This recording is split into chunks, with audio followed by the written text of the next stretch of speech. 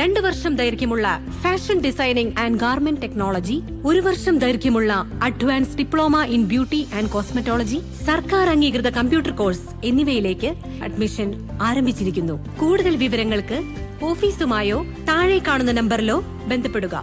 ചാലിയാർ എരഞ്ഞിമങ്ങാട് മഹാഗണിത്തോട്ടം പ്രദേശങ്ങളിൽ മാലിന്യം തള്ളുന്നു. ഗ്രാമപഞ്ചായത്തും ആരോഗ്യവകുപ്പും തിരിഞ്ഞു നോക്കുന്നില്ലെന്ന് പരാതി.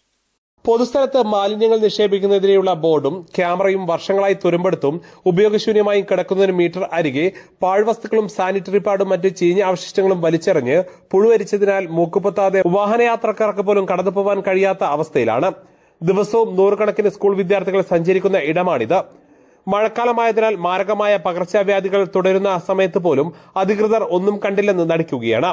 പകൽ സമയത്ത് പോലും മാലിന്യം ഭക്ഷിക്കുവാൻ വേണ്ടി പന്നിയും മറ്റു ജീവികളും വന്ന് ബൈക്ക് യാത്രക്കാരുടെ കുറുകെ പാഞ്ഞ് അപകടം നടന്നത് പതിവ് കാഴ്ചയാണ്.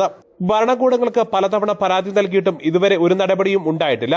ഈ അനാസ്ഥയ്ക്കെതിരെ ഉടൻ തന്നെ പരിഹാരമുണ്ടായില്ലെങ്കിൽ വരും ദിവസങ്ങളിൽ ജനങ്ങൾ ഒന്നിച്ച് ജില്ലാ കളക്ടർ മറ്റുള്ളവർക്കും പരാതി നൽകാൻ തീരുമാനിച്ചിരിക്കുകയാണെന്ന് നാട്ടുകാർ പറഞ്ഞു. News bureau, Nilambur.